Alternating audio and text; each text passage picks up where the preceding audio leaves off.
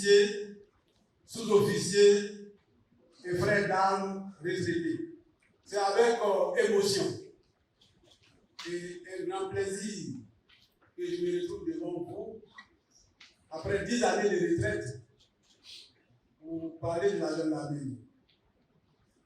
Mais avant tout propos, permettez que je rende hommage à un officier. J'ai nommé notre grand serviteur, le général Alexandre Apalo Kouré. Permettez à l'ancien serviteur que je suis, après 35 années passées au sein de notre prestigieuse institution, suivi de 10 années de retraite, de prendre la parole avec émotion au moment où la gendarmerie nationale dresse le bilan de ses activités sur la période 2020-2025 pour rendre un hommage appuyé à une autorité dont l'empreinte est déjà gravée dans l'histoire de notre institution. Mon général, lorsque vous accédez aux hautes fonctions de commandant supérieur de la gendarmerie, notre institution reposait sur une architecture respectable, mais perfectible. Elle comptait 6 légions comme principale grande unité. En très peu de temps, vous avez impulsé une dynamique de transformation profonde, méthodique, ambitieuse. Sur votre commande éclairée, 7 unités ayant rang de subdivision confiées à des officiers généraux ont été créées, renforçant ainsi le niveau stratégique et opérationnel de la chaîne de commandement. En outre, 4 régions de gendarmerie ont vu le jour, rapprochant davantage l'action de la gendarmerie des réalités territoriales. Le nombre de régions est passé de 6 à 22. Je dis bien de 6 à 22, marquant une expansion significative de notre maillage national. 40 compagnies et 40 escadrons ont été mis en place, consolidant notre capacité d'intervention et de projection. Enfin, 203 brigades, dont plusieurs spécialisées, ont été créées, témoignant d'une volonté affirmée d'adaptation aux nouvelles formes de menaces, aux exigences contemporaines de sécurité. Mon général, ces chiffres ne sont pas simplement des données administratives. Ils traduisent une vision, ils incarnent une volonté, ils révèlent un leadership.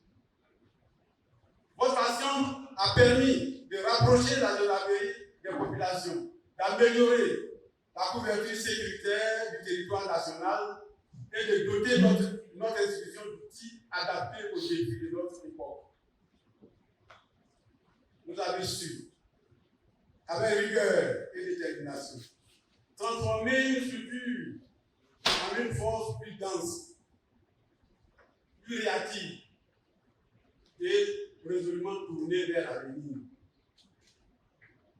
En tant qu'ancien chef militaire ayant servi à tous les niveaux de commandement, je mesure pleinement la portée de ces réformes. Elles exigent du courage, de la lucidité et une grande capacité de décision. C'est pourquoi en ce jour solennel, je voudrais, au nom des anciens, vous exprimer notre profonde reconnaissance.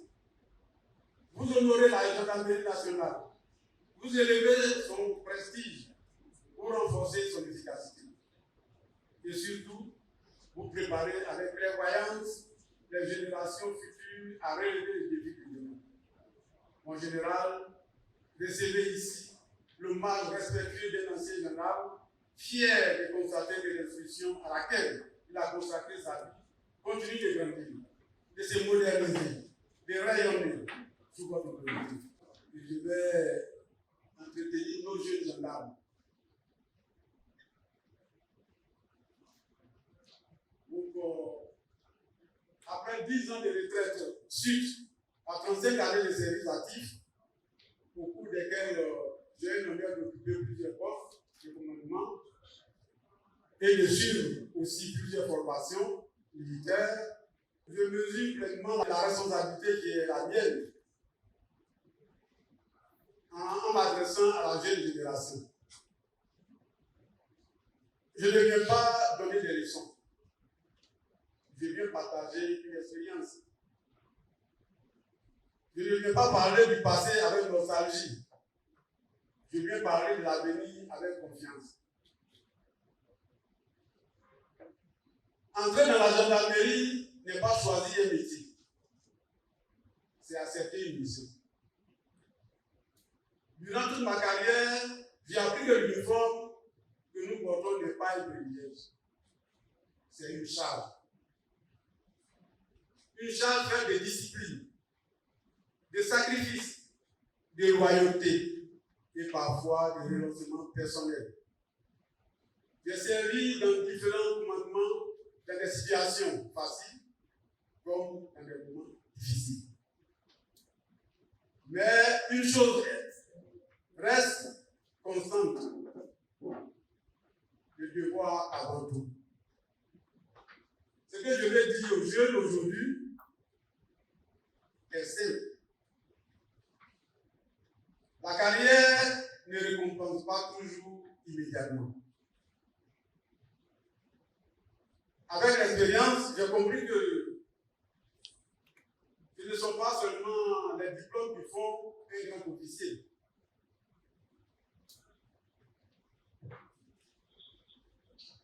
Mais surtout 4 qualités. La discipline. Sans discipline, il n'y a pas d'armée. Sans rigueur, il n'y a pas de commandement. Le sens de l'honneur. Un gendarme doit pouvoir se regarder dans son miroir sans honte. Le courage. Le courage physique est important, mais le courage de dire la vérité.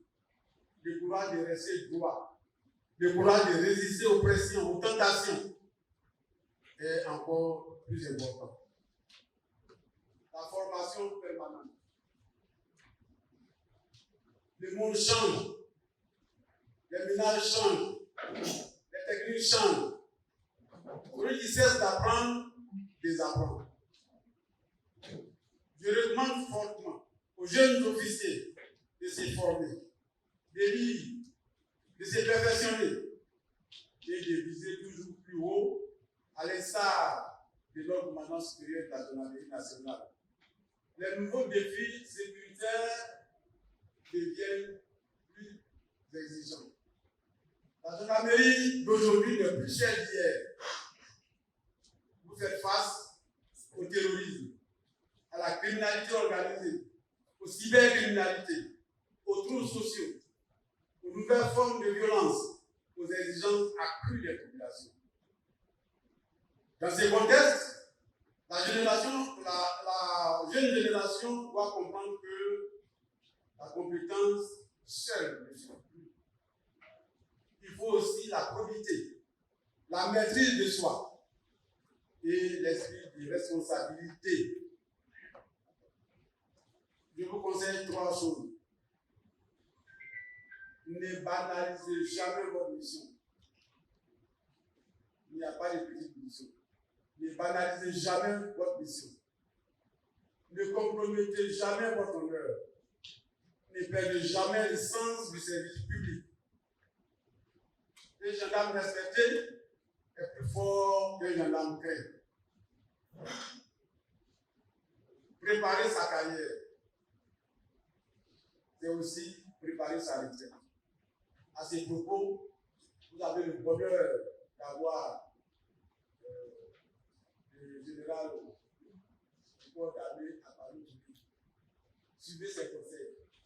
Je vous le dis, au grade de capitaine, il avait déjà préparé sa retraite. S'il allait à la retraite capitaine, il serait heureux. Donc vous avez tout ce qu'il vous donne comme conseil, là, si vous suivez, je le connais bien. Il a beaucoup de secrets à vous dire. Veuillez écouter votre retraite. Beaucoup de jeunes pensent que la retraite est loin. Moi aussi, je le pensais. imagine.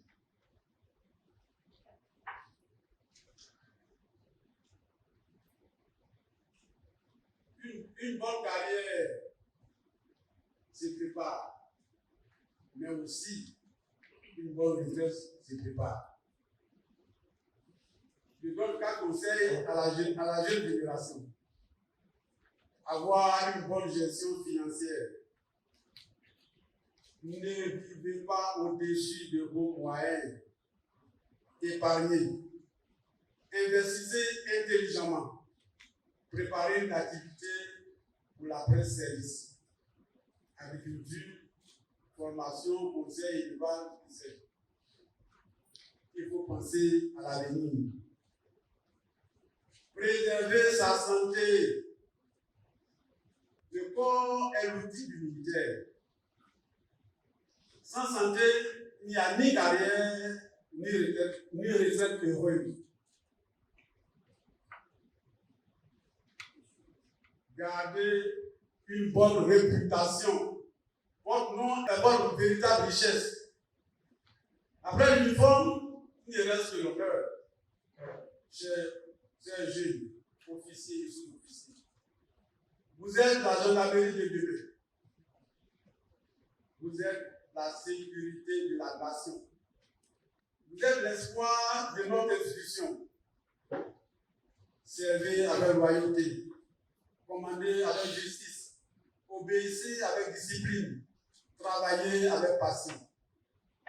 Et souvenez-vous toujours, la grandeur d'un officier ne se mesure pas à son grade, mais à la trace qu'il laisse dans l'institution et dans le cœur de ces hommes, comme le fait le général Alexandre Aparo.